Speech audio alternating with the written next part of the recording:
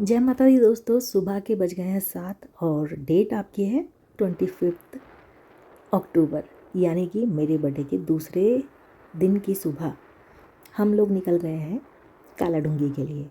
अब आप कहेंगे कि काला ढूंगी? हाँ जी, काला ढूंगी मैं जा रही हूँ अपनी फ्रेंड के घर और वहाँ से हम निकलने वाले हैं एक खूबसूरत सी यात्रा के लिए।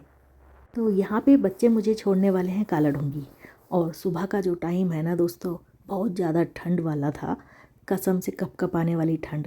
और जैसे जैसे हम लोग आगे बढ़ते गए ना, वैसे वैसे ठंड गायब होती गई। मस्करी करते करते हम पहुँच ही गए नीतू के घर में। नीतू के घर में जैसे ही पहुँचे तो यहाँ पे गर्मा गर्म चाय, और एक तो वैसी ठंड लगी हुई थी और ऊपर से गर्मा गर्म चाय मिल जाए ना तो क्या ही कहने होते हैं। और यहाँ पे नीतू का घर और थोड़ी बहुत धूप आ चुकी है। हम लोग ना अब बस निकल ही रहे हैं हरिद्वार के लिए, और हरिद्वार में हम करने वाले हैं कार्तिक का स्नान और दीपदान। तो जो भी वीडियोस होगी आप सभी के साथ शेयर करूँगी। तो यहाँ पे नीतू का ये हॉल, जिसमें अभी वुडन का काम करवाया।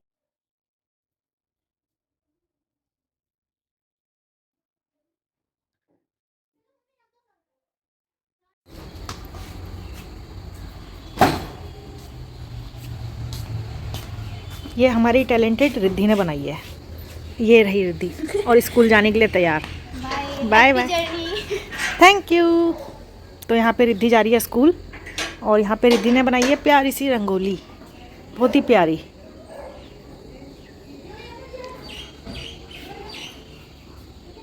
दोस्तों हम सब हो गए हैं तैयार, और मटपाल सर जी के हाथ में इतने सारे जो गेलन है ना, इन गेलन में हम भर के लाने वाले हैं ढेर सारा हरिद्वार से गंगा जल।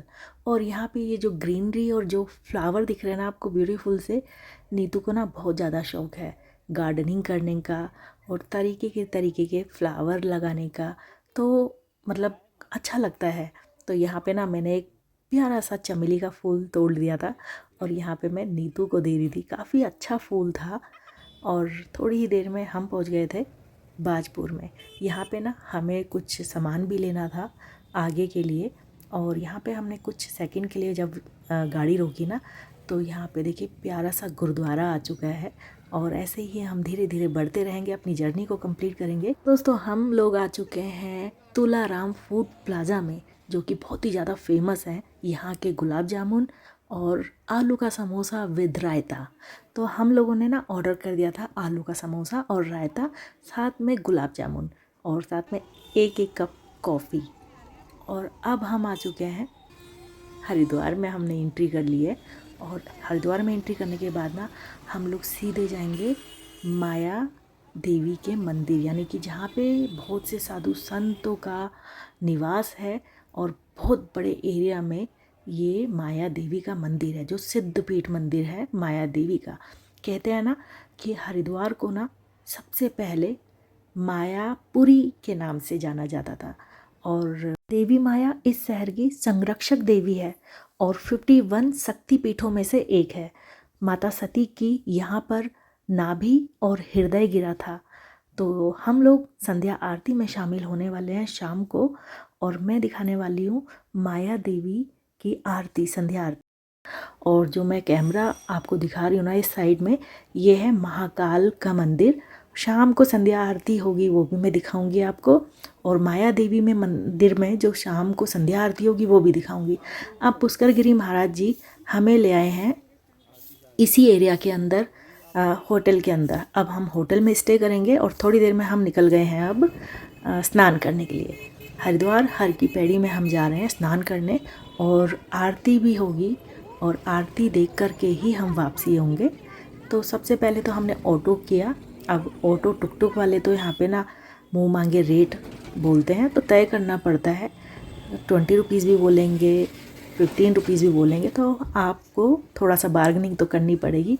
अब हम आ चुके हैं हर की पेड़ी की तरफ। हम आगे बढ़ते रहेंगे और जगह देखेंगे कि कहाँ पे हमने स्नान करना है। काफ़ी भीड़ देखने को मिली थी, काफ़ी भीड़ थी।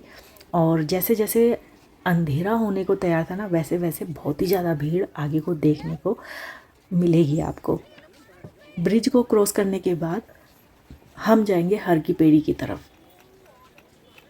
वैसे तो सारे लोग स्नान कर रहे थे, मगर नीतू ने कहा कि हर की पैड़ी में ही स्नान करेंगे। अब यहाँ पे जंजीर पकड़ के हम लोग, मैं और डॉक्टर आंटी घुस गए थे हर की पैड़ी में स्नान करने के लिए। बहुत अच्छा लगा।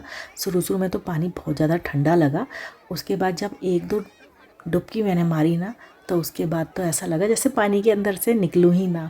और सबके नाम की एक एक डुबकी मारी मैंने, और उसके बाद फिर आई बारी नीतू की। अब आ गई है नीतू की बारी।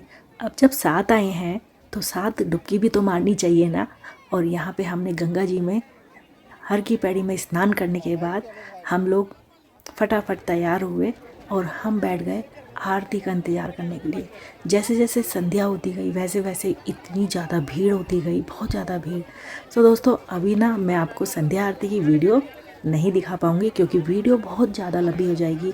तो मैं ना अपनी इस यात्रा को 3 पार्ट में शेयर करने वाली हूँ आप सभी के साथ। तो पहला पार्ट ये वाला है, दूसरा पार्ट आपको दिखाने वाली हूँ मैं आरती का, और तीसरा पार्ट में दिखाऊंगी आपको सुरकंडा मैया के दर्शन करने हम जब जाएंगे टिहरी गढ़वाल।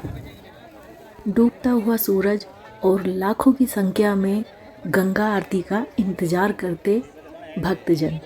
और यहाँ पे ना कसम से बोलती हूँ, गंगा आरती देखने के लिए ना लाखों लोग होंगे, लाखों लोग। और जो पहले से ही जगह घेर करके बैठ गए थे, जैसे कि हम लोगों ने जहाँ पे स्नान किया ना वहीं पे ही हम गंगा आरती के लिए बैठ गए। और ये जो नज़ारा था ना, हम लोग सामने से बैठे थे और सामने से हमने गंगा आरती देखी। बहुत अच्छा लगा, बहुत ही मन को सुकून मिला। और सच बताऊं, नीतू जब से मेरी लाइफ में मेरी दोस्त बन के आई है ना, तो नीतू ने मुझे बहुत सी तीर्थ यात्राएं करवा दी, और उसकी वजह से ही मैं इतनी तीर्थ यात्राएं कर पा रही हूँ। और दोस्तों, मैं ना अब आप सभी से नेक्स्ट व्लॉग में मिलती हूँ। गंगा आरती के टाइम वाला जो व्लॉग बनाऊँगी, क्योंकि जो गंगा आरती का व्लॉग होगा ना वो एक अलग व्लॉग होगा। तो बने रहिए साथ में। मिलती हूँ कल। Bye bye.